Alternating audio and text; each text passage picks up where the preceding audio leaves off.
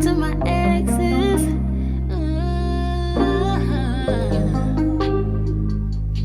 Acting by night. Keep going crazy. Show off your skin, that shit is popping, girl. Body on 10, damn, you got it, girl. You gotta boss up. Getting them checks, living your best. Racks up. Oh, keep walking with confidence. Effortlessly, you let them know who is in command. You just that and more. Don't forget it. God worked hard on you for sure. Exodus. Shout out to my exes. Hello, guys. It is Lexus Exodus, leading the Black Woman Exodus. Shout out to my exes. Hey, shout out to my exes in the comments. Please continue to like, comment, and subscribe. Also, you can email me if you have any questions or commentary or just want to say hello at lexusexoduschannel@gmail.com. Also, please feel free to share any ideas or suggestions on content, videos you'd like to see. I'd love to hear from you. Speaking of that, y'all have been showing out in my comments. That last video that I made about the pink pill versus crystal swirls. Oh my gosh, that video, y'all went crazy. I got so many comments from supporters, detractors, and people in between. I got lots of feedback. One girl said, "Oh, I'm biased," and I'm like, so what? I'm biased. This is my channel. I can say what the hell I want to. If you don't like it, make your own channel. And I'm not going to make excuses for cattiness and pettiness happening between grown women. You can feel free to voice your opinion in the comment section. That's what it's there for, even if you disagree. This is not an echo chamber. I am trying to encourage dialogue within the Black woman community. So I'm interested in hearing from all y'all, even if you disagree, because I really do encourage your opinion and your commentary, regardless of your opinion. Also, I will be on Chrissy's hypergamy panel on Monday. I am super excited. It is tentatively scheduled for Monday, which is President's Day at 7 ET. It is a panel where a group of dark-skinned Black women, I should clarify, are going to discuss their experience with hypergamy. The criteria is these are darker-skinned Black women who have a spouse or a significant other that makes at least $100,000 a year. So she wants to talk through our experiences, what things were like being in the Black community where hypergamy is not encouraged. And then also she wants us to give tips and feedback on other younger, darker skinned Black women who are going through the same challenges and how to live a life of hypergamy. So I'm super excited. I hope you guys check that out. It should be so much fun. Okay, let's get into what we came here for, y'all. Oh, Danny. So I wanted to start this series, how they treat their preferences. This will be part of an ongoing series that I wanted to start because I really think that it's important for us to understand Black women, that these men who like to degrade and berate you for not being their preferences, for not being non-Black, for not being lighter tone, for not being exotic, quote unquote exotic. I think it's important for us to understand and to emphasize how these so-called preferences are treated and how they end up falling into the same category of broken baby mama, of abused, of discarded, of pumped and dumped, even though they're so-called receiving preferential treatment. So let's dive in. So Danny Lay recently posted on her Instagram that she is suddenly single. Are we surprised? Are y'all really surprised, y'all? So we have this darker skinned black male who pumped her head up, gave her enough courage to talk about Yellow Bone. Yellow Bone is what he want, that awful song. And she got her wig snatched. She got dragged. And the baby remained silent while you got dragged, girl. And it's easy to speculate that the reason why they broke up is because of this Instagram post that the baby recently shared. My lip, she's a masterpiece. I ain't even gotta be funny when I'm telling no jokes. She still gon' laugh at me, still suck my when she mad at me. So in the caption of the post, it says, "This TikTok is a masterpiece. India Love warning best reenactment of this TikTok gets flown out for a date with baby on Valentine's Day. And he's choosing the winner Friday, February 12th. So starting now."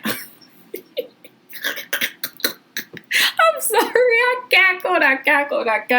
cackled. So this man that you are touting around, bragging about Yellow Bone is what he want, and you going back and forth bickering with the mother of his children. He posting online while y'all together, advertising for fellatio from another woman, so he can spend Valentine's Day with someone else other than yourself. Girl, you should be embarrassed. That shit is disrespectful, but it's like, what do y'all expect? What do y'all expect? When y'all talk about and brag about being these men's preference, you're boasting about being a broken men's preference. So what do you expect other than toxicity and other than broken men's behavior?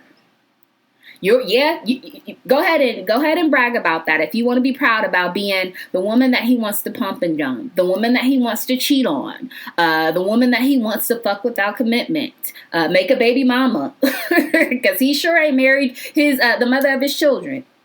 Keep bragging about being the woman who he publicly humiliates by advertising that he wants to get his little peen sucked by somebody else. Girl. Anyway, moving on. I also wanted to talk about love and marriage in Huntsville. So, child, this one had me distressed and triggered. Okay, so if you haven't heard of this couple, they're new to me. I recently learned about them in this show by seeing a few clips that have gone viral of this man treating Miss Melody Hall. And it breaks my heart to talk about this particular couple because Melody is a fellow Black woman. But I did want to highlight this and illustrate this because it's another example of these men's so-called preferences being subjugated to the most vile, disgusting treatment. And this woman is beautiful by all means. Like, she is such a gorgeous girl. She's their preference. She fits that profile. She's very fit, small. She has the blonde hair. She's lighter skinned. And so, she fits the profile of their preference, their so-called preference. And he's a bitch. And he treats her like one. And in the clip you see, he's gaslighting her, popping up at her home unannounced, and they're not even together anymore. And honestly, I watched this video and I don't know what y'all thought, but I thought he seemed like a beard. Straight men don't act like this. He's talking about, girl, if you don't stop. Girl, if you don't stop. Like, what? What? My husband's never called me girl in my life. My good Judies say that to one another. My gay friends call, say girl, not straight men. Then he drops his life-changing bomb on camera while they're filming, talking about he's going to take the kids and file for full custody. Which is something, one thing, I don't care about drag me, do whatever you want to with me, but don't mess with my kids. And I feel like most women feel like that. They feel like mama bear and very protective over their children. And so that was a low blow. And that's something that will shatter most women to their core. So for him to say that and to drop that bomb on camera and then to act surprised when she's visibly upset is disgusting. He knew exactly what he was doing. He was manipulating and gaslighting her, and it was disgusting and horrific to watch. He also says, when she starts to get upset, I don't want my kids to be around this. And, you know, the fucked up part, and I don't know if you've been following this couple, but the fucked up part is he the one who cheated.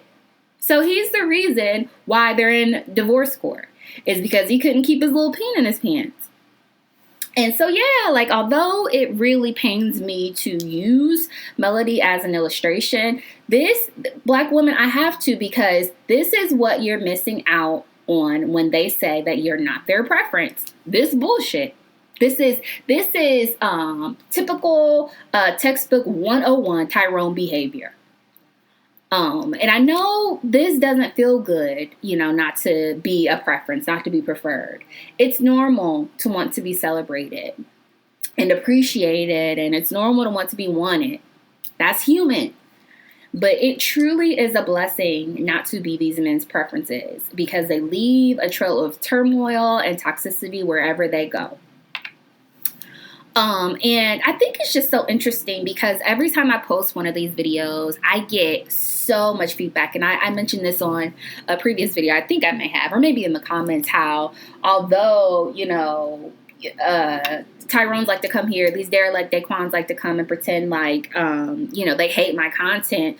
To be honest, a large portion of my viewers are Black men. And so every time I do one of these videos, they like to come back and act like this is just anecdotal. And it's like, no. This is a current theme. This is a mirror of what's happening in most Black marriages. Y'all know I like to think about data. I like to talk about data. I don't like to just talk about, you know, things theoretically. Let's look at the numbers. Let's look at the facts. So just over half of Black women Black children, live with a single parent. You see Melody Hoss, she's now going to be a single baby mama. 70% of black people who have children, they're out of wedlock births. 70%. In 2014, only 35% of Black adults aged 25 and older were married. So these men like to have a lot of children and not commit, is what this data is showing us. Also, Black men and women both experience at least one divorce at a rate of about 42%. Now, these stats that I thought was really interesting is that we are the second highest. We're only beat out by Native Americans. Our divorce rate is so high. Also, some 22% of ever married Blacks said they cheated on their spouse, compared with 16% of whites and 13% of Hispanics. And among Black men, the rate is the highest. 28% reported that they had sex with someone other than their spouse, compared to only 20% of white men and 16% of Hispanic men. So what does that data say to y'all? It tells you not only do these Daquans not marry you, but when they do, it's only a matter of time before your ass is headed to divorce court. Because these men don't respect the sanctity of marriage. They don't honor family. They don't value their vows. And this guy that she's married to is a so-called high-value man. He's a CEO of a landscaping company, I found out. And he has big pockets, but he's morally bankrupt. And it's so funny because they say once you go Black, you won't go back. No. Once you go Black, you become a baby mama. And it's the truth. And I don't like it. But it's the sad, honest truth.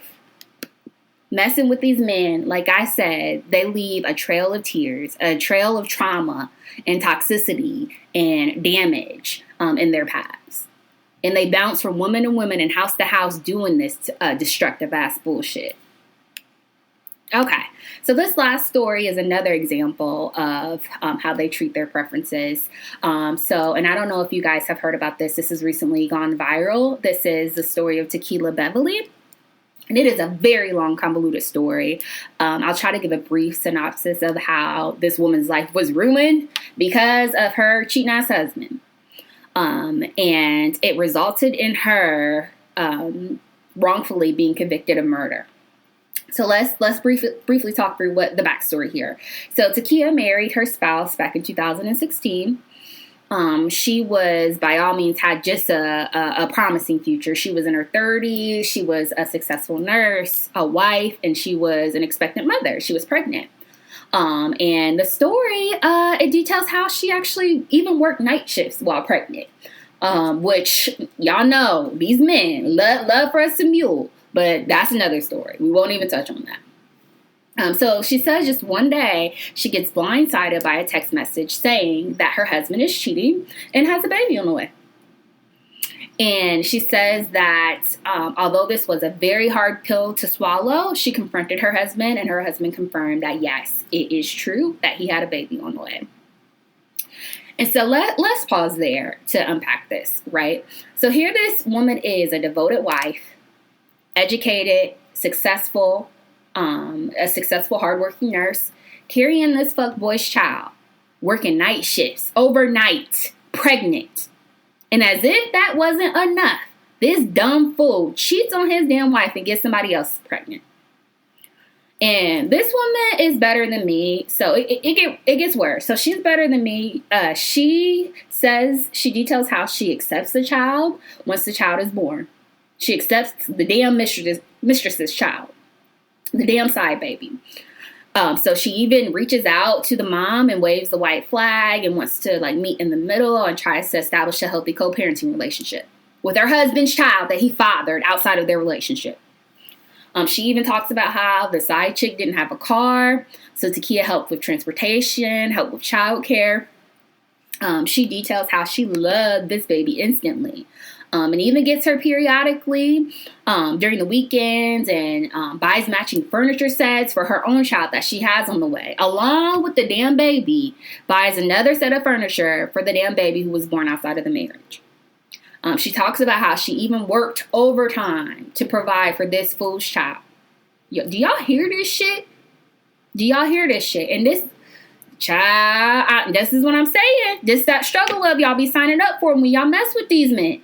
This is who the fuck wants to so, and this is when I say, and I'm getting so sidetracked, but this is pissing me off even just thinking about this again. So this is what I mean when I say pick a struggle day, Quan. So how are you going to be unable to afford a lifestyle settled enough where your wife she can't even afford to sit her ass down while pregnant. She working third shift overnight while pregnant, dealing with swollen aches and pains, dealing with a big belly, dealing with weight gain, dealing with insomnia, dealing with morning sickness. So she's working. So you can't even afford the lifestyle enough to take care of your pregnant wife and child to the point where she's working overnights while she's pregnant. But your trifling ass cheats on her and has a baby outside the marriage, and she accepts this damn baby. I don't know about y'all. See, this is why I'm like, this shit pisses. This is the shit that y'all sign up for, and this is not rare. This is very common.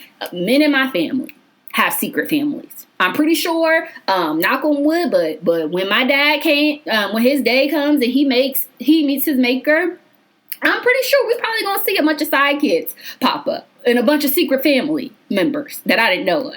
It's just common. Anywho, so, girl, I done went on a rant. So, okay. So, 2017, Tequila receives a call from the child's relatives saying that something was wrong with the baby. She had been crying nonstop. So she, being the kind-hearted, wonderful, better woman than I am, she drops what she's doing and she goes and picks up the baby. And she says when she gets the baby, the baby's noticeably fussy. She wants to be held the whole time. And she says that the baby's behavior was a little unusual, but wasn't anything that was really cause for serious concern. Well, fast forward, the next morning, they find the baby in her crib unresponsive. And the baby is dead. Yeah. So this escalates pretty quickly. Of course, the authorities get involved and they investigate. And although there is not much evidence because of the situation, prosecutors and police, they automatically assume that Tequila is the culprit. Of course she's guilty because this is a baby that suddenly passed away in the care of her father's wife. And this was a baby that was as a result of an affair. So, of course, common sense would point fingers at her. Probably she's the culprit. And although there's no concrete evidence on who's the murderer, the autopsy does show evidence of trauma and asphyxiation. And it's like, who else would have a motive to kill an innocent child? Well, if the baby is the result of an affair, most people would assume the wife did, or the husband who had the baby as a result of cheating did. So, I don't know. Tequila talks about how there is evidence of foul play during the whole investigation, during the trial. She talks about how the prosecutor was guilty of witness tampering, and it's documented that he encouraged the witnesses used in the case to change their stories. And long story short, after a 30-minute deliberation, the jurors found this woman guilty of murder. So now she's in jail. Now she's in prison. I'm sorry, there's a difference. She's not in jail. She's in prison for killing a child, a baby. And now this story is going viral of how evidence shows, and all these details are coming out after the fact that this woman was wrongfully convicted. And so this shit is so heavy. I don't even know where to begin. But first off, I do want to start with the caveat that I don't know enough about this story to conclude whether or not this woman was wrongfully convicted. But I will say, either way, what a fucked up thing to put a woman in a situation that you're married to where she's forced to parent your illegitimate child. That's very fucked up and sadistic and messed up. And let's just play devil's advocate and say that she is guilty of this and that this was a crime of passion. We see a lot of these instances. I watch a lot of Snap. I don't know about you guys, but we see a lot of these instances where wives will snap after dealing with cheating, after dealing with abuse, mental abuse. So who knows what was going on through her mind when she found out that her husband fathered a child outside of their marriage. So let's just play along and say that she did snap and there was a lapse in judgment. And she killed this child. What type of fuckboy would put you in that type of situation anyway? Riddle me this, dummies.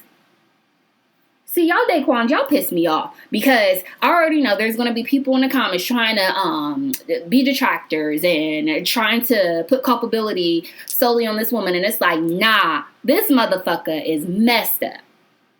How the hell you going to cheat on your pregnant wife while she working night shifts and get a woman pregnant? So you know he wasn't using protection. So who knows what else he brought home?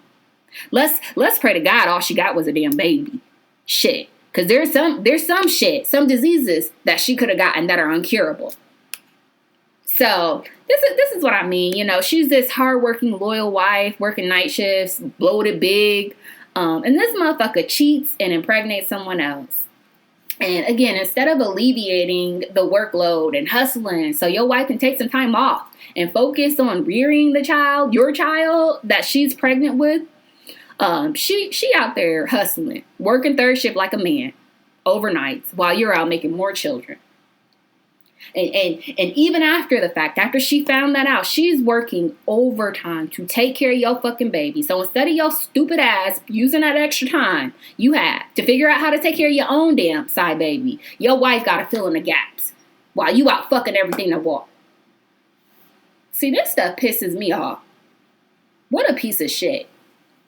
So now this young, beautiful, educated, hardworking young woman who had a bright, promising future, her life is ruined. She's resorted to Twitter. She has a cousin on Twitter detailing her story, sharing her story. And we can only hope that Kim Kardashian or one of these other motherfuckers who so-called are for the black community, but who really only do work for black men. We can only hope that, you know, something happens where she sees justice. And again, this is why I can't with Black Asian. I can't. I mean, even these so-called high-value men ain't shit and have very, very low character and treat their preferences like shit. And again, she's another example of a lighter-toned, racially ambiguous, small women. You know, they like non-black women, anything that doesn't look black. She was very in shape. And, you know, she worked like a mule. She was submissive, too. Like they like to say, because she accepted his damn side baby. I don't know how more submissive you can get than that.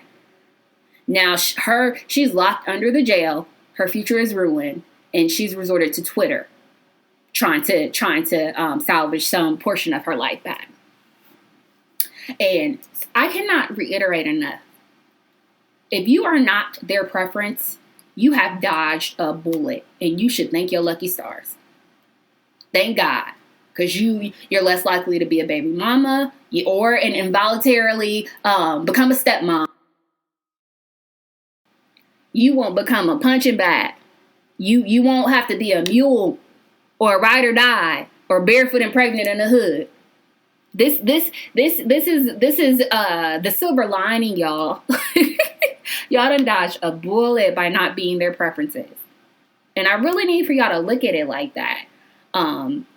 And I know, like I said, I'm going to get detractors in the comments saying this ain't true. I'm sure the day Quans will come out. For whatever reason, they continue to watch my content, even though they don't like it. I don't give a damn. A view is a view. Whatever. Keep watching it. But for real, like, to all the detractors, it's like, okay, let's do a Q&A session. If you're a day Quan, answer these questions for me. Have you ever been to jail? Okay. No. Have you ever physically harmed a woman? No. Okay.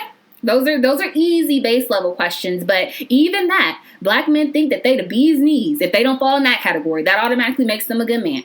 And the truth is, it's because the pickings are so damn slim and the bar is set in hell, like one of my commenters said. Because a significant portion of this population falls into that category. So let's say you don't fall into that category. Okay. Do you have a job? Most likely you don't. If you do though, do you make at least $50,000 a year? That's what I thought, Dusty. I bet you don't. Fuckboy. And that's pennies. We sit here arguing with these men about six figures. Like that's $1 million or something. Like you hitting the lottery if somebody make 100,000 a year. Y'all crack me up. But y'all want me to come here and argue about what high value men are and what they want. And it's like, I'm not even engaging with the most of y'all because y'all don't even fall in that category. Broke asses. Okay, so let's just say, though, you're one of the very few who have a job that makes at least $50,000 a year. Okay, do you have children? Because that excludes another larger portion of black men. That's all y'all do is pump and dump. Okay, if you still standing, hey, I bet you it's only a single person in the back. If you still there standing, have you ever cheated on your significant other? And I guarantee you that wiped your ass out.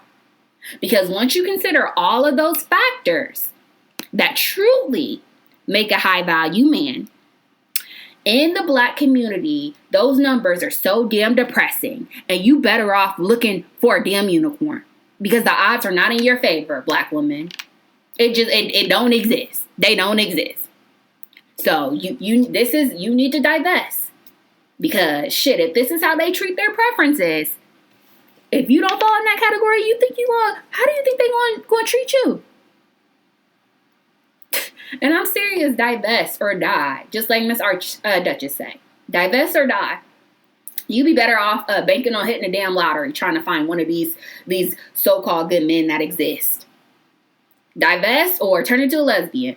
I'm serious. Because dealing with another woman is better than that bullshit. That's all I got, y'all. Y'all done got me worked up. All right. I love you guys. I will talk to you later. Until next time. See ya.